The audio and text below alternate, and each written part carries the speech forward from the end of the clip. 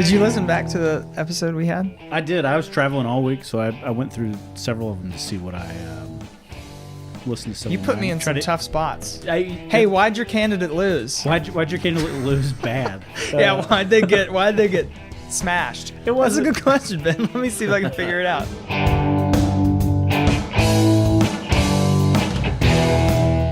Welcome to the Georgia Politics Podcast. It is Friday, February 8th.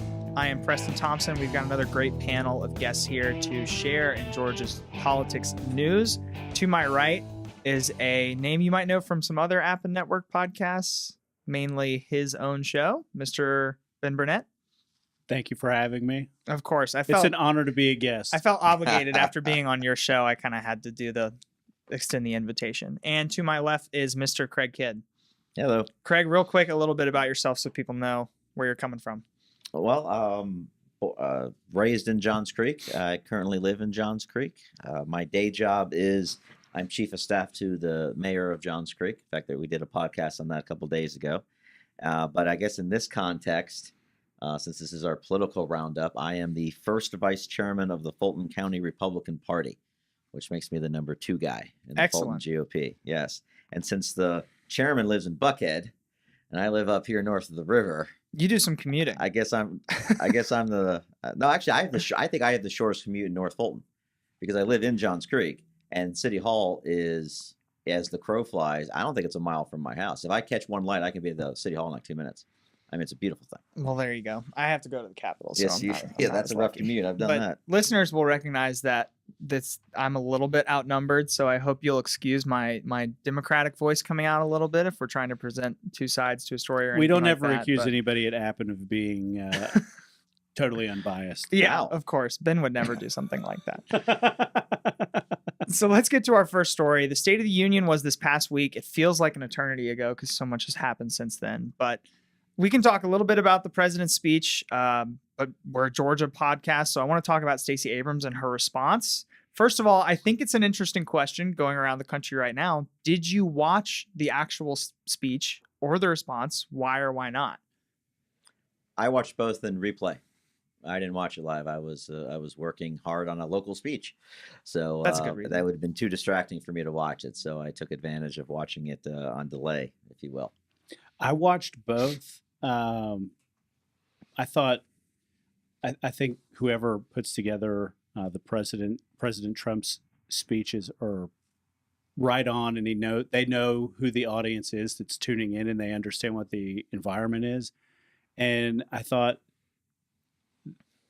Stacey Abrams did really well in her response, and I think she speaks to the Democrat talking points. And I think that she has the minority card in her back pocket with respect to that issue. The question is, what are they trying to prompt her for, and how is she the candidate that can, if they're going to try to put her in the U.S. Senate and allow her to fundraise, does she have the message here to go against a first-rate pro? Yeah, he is a first-rate pro. I mean, it was watching both speeches. It was, the Republican talking points, and then the speech ended, and then the Democratic talking points. I don't think I was unilaterally surprised by anything. I think the speech was, the State of the Union is one of the longer ones we've had, but part of that is because, the general gravitas around that speech has to do with how long you applaud and how long you stand for, and when you decide to sit down, and like going to Catholic church, when you decide to stand up. But so I have watched a lot of responses, both Democratic responses and Republican responses. And at this point, they've all gone so poorly that just giving the response without sweating, sweating or tripping or throwing up or stumbling through a phrase drooling. So is a complete, it's a complete and total success. Yeah, and she's a pro. And I think just trying to avoid matching the moment that the president has, because you're not going to do that. The president is invited by a joint session of House and Senate. It is this huge moment with all of these dignitaries in there and all the special guests of you're not going to match that. So she played it a little minimalist, a couple people standing behind her. She kept it short. She kept to the talking points that she knows and she's passionate about: voting rights, voter suppression, that kind of thing. And I thought it was delivered well. I suppose it's now, I guess it's now the norm that you now have a audience behind you. They It used looks not like a to- hostage well, situation. Well, they used not to be the way. They were in their office. They were in a library. Mhm. They tried to make it look presidential. Regal. I get regal or And presidential. well, and one of the more side. recent Now ones. you got to have a whole crew behind Mhm. you. Well, one of the more recent ones, Congressman Kennedy, one of the Right. Democrats, gave a speech and had people kind of sitting and standing Yeah. in front of him. But the whole idea that they would watch and every time he'd say a punchline, they wouldn't applause because there's no time for applause because you've got to cram an entire response into 10 minutes. It was a little uncomfortable. It was almost like reading hour in And it was in a elementary museum. school. What kind of museum was it? It was an I- auto museum, I an don't airplane know. museum. He had the full environment around him, and I Well, guess and that's then, just the change. Of course, Bobby Jindals is famous too, even though he's not really that famous anymore. And it has a tendency to kind of throw careers off the rails a little bit. And I think just getting from start to finish, she stayed on message. Well-written speech, I thought. Didn't surprise a lot of people. I don't think that speech is going to win over any new voters, which does make me think what her aspirations are. It gives her Well- the headline for a solid week, though, as somebody who Mhm. really doesn't have a job in elected office, and It's everybody in the country knows who she is. Mhm. Well, and it Mhm. lets the Democratic Party pick someone that doesn't appear to be playing favorites in the presidential race. Because True. if you pick I- Kamala Harris, it's like, oh no, you've already picked playing favorites, and in 2016, the whole idea of playing favorites went pretty bad for them. I So was a little surprised though that the Democrats didn't pick one of their sitting governors, one of them who had won. I mean, because they won gubernatorial races in California, Wisconsin, Michigan, Illinois. well, Virginia's all- off the table, so Yeah, there goes exactly. one. Virginia's off to Pennsylvania. Why? What's going on in Virginia? Yeah, We'll I fill know. you in after It's the that, it's show. that $50 billion budget deficit they were talking Yeah, about. yeah, we'll fill you in after the show. But no, I was surprised by that because I figured they could have picked one of those governors who would not have. Obviously, no one's endorsed anybody yet, so they don't have No. to worry about the governor of Michigan, for example, having endorsed Kamala Harris, let's say, Mhm. and therefore it seems to be an advantage. I was a little surprised at that. Yeah, I think not holding an elective office does free you up a little bit, but she didn't do a lot of I could kind have of written her overarching speech. things with that Right. freedom, right? I mean, yeah, I think the It would've been- fascination It would have with- been a Thunderdome thing to be like, and I'm running for United States Senate in just Georgia. to announce Yeah, it to right announce there it right live. there. I Well, mean, that would have been history. Yeah. I think the fascination with Stacey and Beto O'Rourke too, the other kind of the other candidate who lost his race but is still Mhm. grasping at this national attention. We've talked about it before on this same show, but it's the overperforming expectations. And I think they're trying to play on the moment of she still has national attention despite losing. And that it isn't just her as the candidate. It's the narrative that she presents in the way she lost. Well, that makes it a story. So just picking her at all before she even opens her mouth sends a message as the Democratic Party of what they're going to be about. So I think it's more than just what her future is. I mean, like the narrative of how she got to be on TV that night is in itself its own and statement. she is synonymous with the boogeyman of voter suppression. Sure.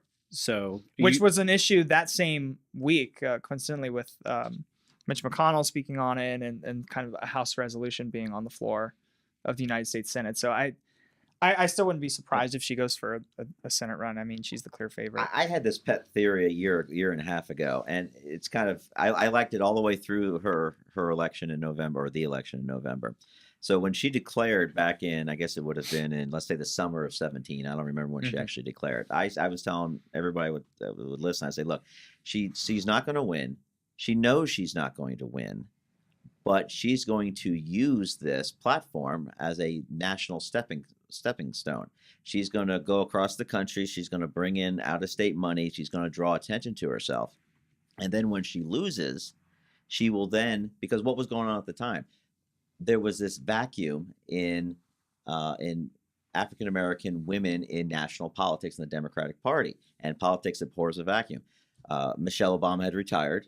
Mhm. Donna Brazile was disgraced. So there was no strong African American woman. So Stacey Abrams was going to use this to fill that form. And then she, after her loss, she would then go either form a PAC in DC or become the head of a well-known group in DC. And I still think in the back of my brain, I still think that she might be heading that way. I begin to wonder, though, if she, especially if with the success of the State of the Union response, is she thinking that either the Senate or the governorship may be too small for her? And she's very public, and she has been for a long time about she wants to be governor. Sure, I mean, And the biggest obstacle to whether or not she's running for Senate is that if she runs for Senate, she probably can't run for governor. No, you can't Because get as- burned twice. Right. yeah, the two-time and loser even if still you- works a little right, bit. And yeah, that rule so- there is still a little rough. Right. So the reason that the her losing the governorship doesn't exactly translate over is because it's a new office and in some ways a new electorate because it'll be a presidential year. But I think she definitely is on that path a little bit. But I think still right now the goal is she wants to be governor. Mhm. I mean, it's also possible she's positioning herself for vice presidential choice. Yeah, That'd she'd be a Or- solid pick. Yeah, or as some other local Georgia operatives have said, even a presidential choice. Listen, Jan Jones and Brandon Beach will both sit there and tell you it's one of the smartest people I ever sat there and served with. And And in she a has that general reputation. Yeah, law grad. I mean, there's no negative to running for president anymore. It's not like in the good old days. well, Everybody you can run for president, and then if it's not going well, you can drop out. Mhm. You know, Elizabeth Dole was a perfect example. She ran for president for like 2 years. She dropped out. Barely anybody remembers that she ran for president. Then she ran for the Senate later, and was a senator from North Carolina for a term. There's not that negative anymore like there was in the good old days. well, It and there's doesn't hurt also your not career anymore. there's also not a barrier of entry anymore. That's true. Because like, is somebody going to come up and I understand the argument of Stacey Abrams isn't experienced enough. Well, she's held more legislative offices than the current president of the United Sure. States. So, legislatively, she's probably more experienced than he is. I guess she's I don't managed a small business and she's managed her own business. I guess it's not as big as the Trump organization, certainly. But that barrier of entry into the presidential race, you can lose a Senate race in Texas or a Mhm. governorship in Georgia, and people. I mean, Beto O'Rourke, who has not announced, is still polling in the top 3 or 4 nationally for the presidential nomination as a person who lost a race in Texas. So the barrier of entry has certainly gotten a lot more wide, I'm for better sa- or worse. I'm sitting here trying to think on either side of the aisle. When was the last time we had a presidential candidate who actually won his or her nomination who was only known for losing a race? Yeah. You have to go pretty far back. Mhm. Only known for, the quote unquote kind of overperformed but still came up short narrative. Exactly. Yeah. I'm trying to think of who that could be. You can't even you can't even say William Jennings Bryan because he actually served a term in Congress, so he wasn't known as a loser. well, and I think I- of Bob Corker was the mayor of Chattanooga, and he ran for United States Senate Mhm. and came in fourth, Mhm. but showed well and showed that he was competent and went to work for who's the governor that just Preston? The Bredesen? Democrat. Phil Democrat. No. Bredesen? No, he went to work for the governor and as his economic development guy, and then ran for Senate again and won. And they knew from there he showed well. And listen, everybody in the world now, at least if you watch national politics, knows who he is. Mhm. And he was like, there was no downside to him running for United States Senate. Yeah, he was the mayor of Chattanooga that was going to get termed out. Like, Mhm. way to introduce yourself. Same kind of thing with Tommy Battle in Alabama. Mhm. There's everybody in Alabama knows him. And if he wanted to run for United States Senate, he wouldn't have to tell me very many people who he was. Mhm. So All right, let's move on. This past week, House Resolution 1 was passed through the Georgia House of Representatives. It renamed the new judicial complex a very expensive, very large building, very state-of-the-art, after former Governor Nathan Deal. It passed overwhelmingly with only 2 no votes. What are you giggling at? I was laughing at the 2 no votes. I don't know what well, my colleague here was. Matt Gertler is well known to be. Oh, his we're own- gonna his get own man. there. Yeah. We're gonna get there. That's a good way But- of putting it. I want to take this opportunity to kind of examine the legacy that Nathan Deal leaves behind and how intact it is going forward. I know it's going to be tricky. I mean, we kind of missed our period to do this at the end of 2018, but as 2 kind of prominent Fulton area GOP members here, I thought it'd be a good opportunity to talk about what Nathan Deal leaves behind and how that's going to affect the new administration coming in. Since you put it in terms of Fulton County, I'll always remember him as the guy who got rid of the toll booths. That's my first. I mean, from a purely local standpoint, but statewide, I mean, his approval rating at the end of his term was as high as you're going to get in today's modern era. He was probably one of those governors, take out his last year or two, was more popular with the overall voting mass than he was with his own party. I mean, I remember lots of times when being a Deal fan among Republican activists was not exactly a positive. And there was, I forget what convention it was where he didn't show up, for fear that he'd be booed out of the hall. It was 3-4 years ago. I forget what the issue was. There was one. It was over a feared over a specific issue, but I can't remember what it is. So, well, there were a lot of things that he, I don't want to say broke ranks, because he really was kind of the leader of that party at the time. But the bathroom bill and right. Well, he governed and I consider it in a very practical way, which to most Georgians, to most voters, is a positive way of looking at it. Now, to some hardcore, you want to call them right wing, whatever term you want to use, practicality isn't always the way to govern. Not well loved in the religious freedom. Yes, and it might have been referred that they were going to hit him on. I don't remember what it was. Well, and you look at the most recent election, Stacey Abrams was touting her work with Governor Deal as part of a campaign platform to win over progressives. I mean, that there aren't a lot of governors of different parties in the United States where that relationship can really be beneficial to a candidate. And look, I mean, there's no question, regardless of how you felt about him, the guy had the wind at his back with the economy, and so he was able to bond plenty of projects for virtually no interest, and that was what you should have done. He was able to really, in large scale, grow the film industry here. If the CEO gets the overarching credit for the wins and losses, there's a bunch of people that do the work, but he certainly gets credit for that, and they shoot more film in Georgia than they do in California. Yeah, I mean, if you're looking for a top, I mean, 20 years from now, if you're looking at top 5 of what Nathan Deal did, film would have to be number 1. Have to be, and it's staying power. We need the his official painting, his official. I mean, I wouldn't be shocked. Has the stuff in the back. I forgot that they did this. They put little things in the back. Yeah, that's supposed to be his things, and one of them was a film camera or something that reminds everybody of the film industry. Look, I'm sure there were Democrats when he ran for re-election and they served in his General Assembly that voted for him. Sure of it. Well, and the relationship that he had with the mayor of Atlanta at the time, Kasim Reed, who is going through his own kind of post-term. He's had some really rough days. Yeah, a little bit. But that relationship has always been incredibly important, and I think the Kemp administration is doing its best to hopefully maintain that for as long as they can. Kemp took a little trip over to the mayor's office earlier this year to kind of make the transition a little bit smoother, but their relationship on projects in Savannah, on the film industry, I mean, Deal and Reed's relationship is one of the things that might start to go away as we kind of deepen our the new state of politics here. I don't want to make it seem like it's a causation, but let's not forget that Deal was a Democrat for a very long time. Yeah. And in this context, as a governing tool, I don't necessarily see that as a negative. But he would have been more comfortable reaching out to the mayor of Atlanta and reaching out to other people that someone who had been a Republican since college, let's say, working their way up through that ranks may have been. And he was very much an old school kind of politician. And that's positive when it comes to governing. I mean, the old school says you talk to everybody.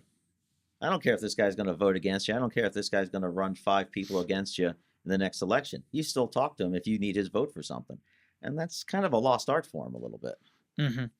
Speaking of votes, let's get to the 2 no votes on here. I think it's worth touching on just a little bit. But Representatives Matt Girdler and Representative Colton Moore were the 2 no votes on this bill. They've also cooperated on a lot of other stuff. And even just today, this gives me an opportunity to talk about a little bit of what happened on the House floor today, but voting on the amendments to the current budget we're in. So this doesn't include the teacher pay raises or anything like that. These 2 spoke out against their own party about certain measures in the budget. And there are still a couple of Republicans in the House of Reps who are not afraid to come out on a popular issue. I mean, every single Democrat voted for House Resolution 1 to rename the judicial complex after Nathan Deal. none of them had Nathan Deal campaign against them in a Republican primary or Yeah. Speaker Ralston. Yeah, Speaker Ralston actually made donations against It's- Representative Well, I mean, Girdler. we would need a timeline, sort of maybe a chicken and the egg kind of thing. I think Ralston sort of understood who this particular, what type of particular Republican he or she is, and he believed that's just not the right kind of legislator. Which I we should suppose. say, But very conservative, Very. close to, Well, I would say, they're- libertarian no, I mindset. would say they're libertarian. Yeah. I know that we could spend five podcasts talking about Oh, sure. the state of libertarianism versus conservatism. Where do they mix? Where do they bend? Are Mhm. we on a line? Are we on a curve? All that Mhm. stuff. I would classify them as more libertarian, which Mhm. which they would happily. But even today, the minority leader, Bob Trammell, stood up and spoke and said, there are things in this budget that I do not like. And Mhm. he pointed out a couple things, and he took that opportunity to speak on a couple issues and then said, but I'm going to be voting for it anyways. And it encouraged the rest of his caucus members to do so. And on the Democratic side of this majority Republican proposed budget, there was not much drama, actually, because I think there was, according to Leader Trammell, more good than bad. But it is, I think Deal, as we look back on his legacy, did clash with that wing of the party a little bit more times than not. And it's not nothing new, or not anything new. Excuse me, bad double negative there. It's not anything new. I remember when I worked down in the legislature, there were three of them. There were three Republicans who voted no on everything. Mhm. You could have passed a resolution that said Coca-Cola is a good thing, and those three guys would have voted no. It was Mitchell Kay from Cobb, Brian Joyce from Northwest Georgia, Dade County, up there in the extreme mountains up there, and Bobby Franklin, may he rest in peace. Those three guys voted against everything, including budgets. Then it was Mhm. Speaker Murphy, and Republicans would vote for the budget because they got some things out of it. These three would vote no. Well, the two in this situation are co-sponsors on a bill, the Constitutional Carry Act, that would eliminate the need for a permit to carry a concealed firearm. So that's going to come to the floor. Maybe. I don't know how much support they have with. Is that going to get out of committee? I don't think it will get out of No. committee. We'll find out, but I don't think they have the votes to make it pass. But it is another instance in which they're cooperating. Colton Moore, I should note too, is 25 years old as a freshman legislator. I mean, that's quite a first move to make. He was the one who got a lot of attention over the summer during the primary, because he primaried a sitting Republican whose last name started with a D. It was like Diffenbach. It was a very long name. And I apologize to his family for not remembering his name.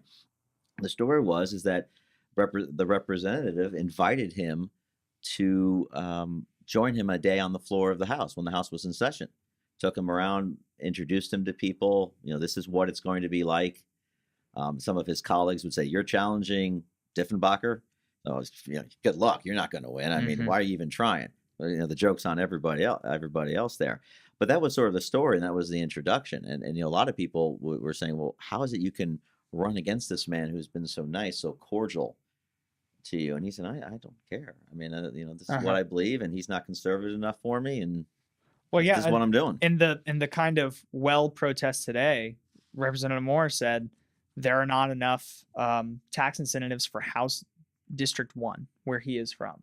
So I think, certainly playing to his home in Northwest Georgia. But the mountains are a very libertarian area. Lookout Mountain is, I believe, the area he represents. Yeah, Lookout Mountain is a very libertarian area. So that old school mountain conservatism. Leave me alone. Leave me alone. Get off my lawn is the modern cliche. But I mean, it's historically true. It's not changing much. Okay, House District 7. We've got another election to talk about. Rob Woodall came out this past week, said he will not be seeking re-election as a Republican in House District 7, serving since 2011. There are a lot of possible replacements kicking around on the Democratic side, a lot of possible replacements kicking around on the Republican side. He won this seat in 2016 by 20% and won the seat in 2018 by around 400 votes. So I'm not even sure it's a toss-up. I actually think it's a safe Democratic seat by the time we get to 2020, but I think maybe you guys might have some disagreements there. I mean, I would agree that it's a toss-up. I think calling it a safe seat Maybe means safe is a something strong very- word. Yeah, I would mean, say leaning. get Charlie Cook get on the into the- phone. yeah, a safe seat, political a report safe here. Democratic seat is, the guy's going to get 60 plus without breaking a sweat. Right. I'd be willing to call it a toss up. I think that Representative Woodall, in many ways, never worked for it. As sitting as my former Congressman John Linder's chief of staff, was kind of in the political world, born on third base, and I've heard people that's that a George Bush line. that Remember I- that line. that I think there are people that we will talk about in the next couple of minutes that said, I don't think he ever tried to fundraise. He did wait to run ads in that Right. congressional District 7 race until maybe 2 weeks before election Something day. like- I think that's right. I think he's one of those guys who's a better elected official than he is a candidate. Right. We see that all the time, maybe more in local politics. Yeah. This guy would be a Me. great city councilman, terrible candidate. Well, he's or vice often versa, spoken or about- vice versa. He's often spoken about how he hates the idea that you have to fundraise at all times, and that he hates the idea of the campaign has taken over all of his, governing and all of his votes. So I would say this is a frustration retirement. But I want to read Could this. be. I want to read this quote from former State Senator Fran Miller, who is not in District 7, I don't think, but is in that area. And you pronounced it right. A lot of people say Millar. Millar? You got No, it right. It's Miller. yeah. Good job. I A lot of people knew that misdo race a one. little bit. Right. But this is what he said after he lost his race to now sitting State Senator Sally Harrell in North DeKalb, that area. The blue wave struck North DeKalb, the Sandy Springs Panhandle, and Peachtree Corners, he wrote. In January, there will be no Republican in the DeKalb House or Senate delegation. I'm not sure what else I could have done to offset the anti-Trump Washington attitude and changing demographics. It has been an honor to serve our community for almost 20 years, and I will continue posting through the balance of my term. So it was inevitable, is basically what that statement reads, is that the changing demographics of that area are happening so fast and nobody can slow it down that the change of leadership there is inevitable. I think you're going to see Congressional District 7 pick up some parts of Brookhaven and Sandy Springs, and I think you're going Trying to to see offset it, yeah. Congressional District 6 pick up parts of Forsyth County. Well, these were initially drawn as two kind of safe Republican districts, weren't they? Well, 10 years ago. 10 years ago. I mean, 10 years is a very long time. Oh, sure. Especially both politically and demographically in this area. And fixes occur every 10 years with every redistricting. But I don't know about the 6 going into Forsyth. I always think there are other changes. Oh, time will tell. So I mean, because quite well. I mean, I don't think The 6th is already so big. As someone who had to work in that campaign, I was thinking there are so many different types of people in this district. Yeah. The Republicans will protect a Class A fundraising district, which this is one of the certainly. biggest Republican Definitely. donating bases in spades before Mhm. they will 7. I would agree. I think there's. When you say it like that, it's like, yeah. Well, there was a mention in the. I don't remember. I think maybe it was in a Jim Galloway column today. I have a friend of mine who's very good in redistricting, let's say, and one way to take care of these sorts of things is that you just accept the fact that, hey, we can't win both all the time. It's a loss. Let's draw a Democratic packing. district. Yeah, it's called And packing you in don't the have, gerrymandering you don't have to pack it. And well, if you're redrawing districts, it's packing and stacking. So Well, hold on. It That's depends not on whose true. team you're on. Well, you don't. The point being, and this is that you don't have to gerrymander a district to create a Democratic district in the area of Gwinnett and DeKalb County that would better preserve one or two possible Republican districts. I'm not talking about a snake that helped Cynthia McKinney and John Barrow, for example, but I'm a reasonable looking congressional district that would strengthen both parties. And both parties might come to that agreement. They've come to agreement like that in the past. They will. I think the last example of that was when you had Austin Scott down in the 8th CD, and Sanford Bishop down in the southwest corner. Sanford Bishop almost lost. This was 2002, 2004. Austin Scott was also having a tough race, especially right after he beat Jim Marshall, one of the last conservative white Democrats in the Georgia congressional delegation. So both parties made an informal agreement that Austin Scott got the whiter Republican part of Macon, and how did they do it? And I forget how they did. Basically, they increased the African American part of Sanford Bishop, and they increased the white part of Austin Scott. Everybody won. Everybody was happy. The only people who weren't happy were the Republicans in Sanford Bishop's area, who thought they would finally win the seat, and then they realized after the map was redrawn during a normal census. It certainly can work. I mean, it certainly can work out, but yeah. You get funnier business in the General Assembly than you do a congressional race. Those are kind of sorted out among the congressmen. Sure. Well, let's talk about potential replacements. Carolyn Bordeaux, the Democratic candidate who lost by 400 or so votes, has already said she's going to run again. The Republican replacement list I find is really interesting. I'm looking at State Senator Renee Unterman as a front runner in my mind. Is that far off? I think it's going to be so open. I don't think you can call anybody a front runner. Now, I mean, Renee, and I used to work for Renee. So I do have I do have connections with her. I do have ties with her. I think she would make a wonderful congresswoman. But I don't know if I would call her a front runner. I would think the field is too wide open at this early stage. If David Schaefer decided to run for that seat, he'd be much more of a front runner than I think Renee would. Mm-hmm. Former state senator, former president pro tempore of the Senate. Who lost in the LG's race last year. And he knows how to work. Mm-hmm. He does know how to. Yeah, and he would run an energetic campaign. And I don't think a Duncan-backed PAC would come after him in a congressional race. That's very true. I think I'm not going to say the field would be cleared, but I think there'd be less pressure on it. Republicans nowadays, we're not good at clearing fields. The Democratic Party is much more proficient at doing that in primaries now. I'll say this. I sent a text message to Senator Schaefer yesterday to say, "Oh, looks like you've got some decisions to make." 2 of them, I would say. And he did not write me back. So does he? How fast does he normally reply? He's usually really good, but to the best of my knowledge, I think he's a prolific fundraiser. Anybody that runs a statewide race that competitively has made some friends, and it takes them to win something like that. Well, let me throw out a couple more names on the Democratic side. 2 state reps spring to mind pretty quickly: Sam Park from Lawrenceville and Brenda Lopez from Norcross. Both very young, very progressive. I still think Carolyn Bordeaux has the infrastructure to just run it back and do it again. They know her name. And she was proven. She out fundraised the incumbent. So I mean, it seems like the Democratic Party would be picking the safe bet if they pick somebody who had the kind of fundraising check mark that they had in the last cycle. The only other name that I can think of on the Republican side is Shane Hazel, who sat there as kind of that far right, Gertler-esque, true believing libertarian. The Constitution is the letter of the law. Is Gertler now big enough where he can be where he's a No, not Gertler, but is it Gertler? Are there Gertler Republicans now? Is that what we're calling them? You laugh. Can that candidate win in District 7? No, like a candidate like that? No, I don't think November. So. No, yeah, no.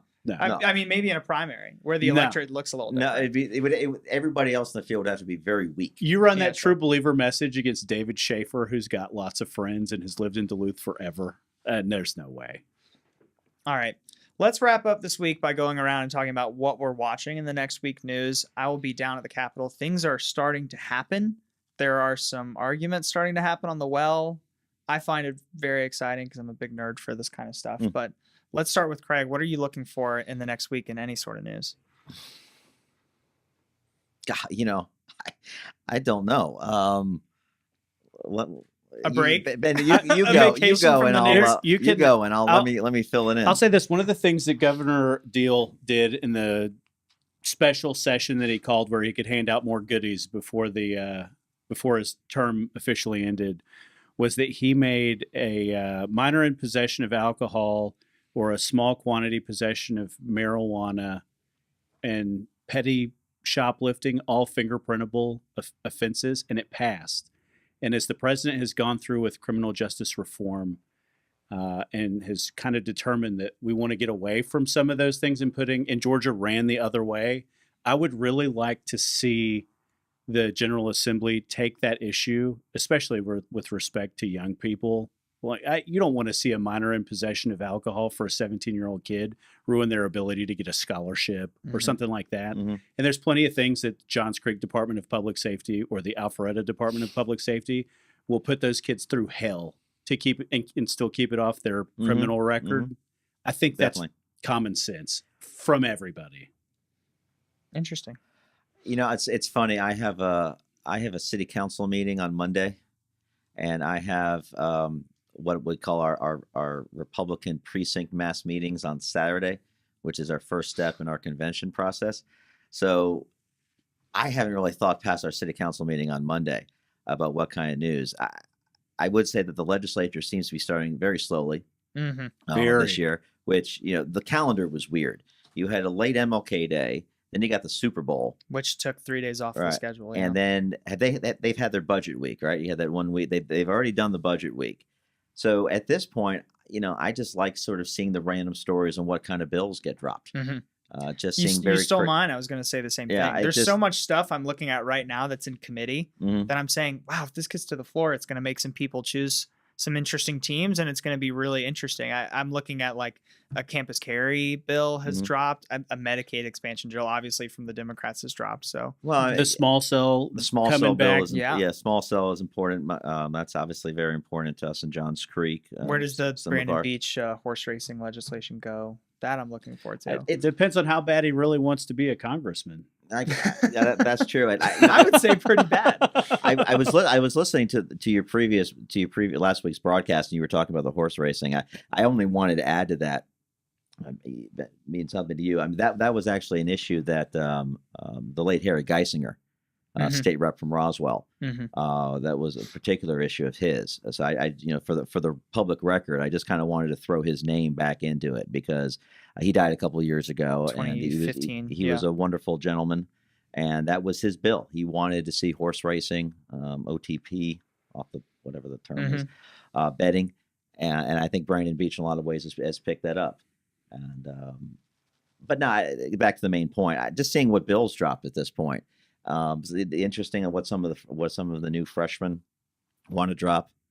Are they the first name on the bill? Are they the second name on the bill?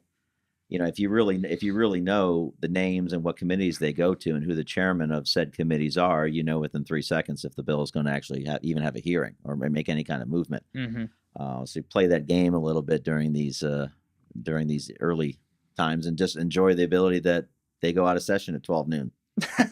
You know, because obviously they won't come March. Once we get to crossover time, I'll be there until 3 o'clock in the morning. And they did set their calendar today. March 7th will be a really important day for crossover, and the last day of session will be on April 2nd. April 2nd, Tuesday. Which I'm very happy it's not on April 1st. That is my least favorite holiday in the history of everything. So I'm glad we can go ahead and avoid that. Yes, but I remember when I was an aide down there, I wanted the session to go as long as humanly possible because I still got paid.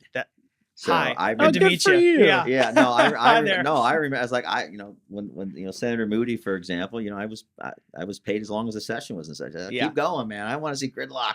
Come on, I need a month's salary. I'm ready for a government shutdown. Personally, right here. Well, that's going to do it for this week. A quick plug because it's my show and I'm allowed to do this. I want to say congratulations to Lauren Goldfuss on winning Teacher of the Year for Summit Hill Elementary School in Milton, Georgia. Well earned, well deserved. So congratulations. That's going to do it for us this week. We will be back with all of Georgia politics news on the next episode.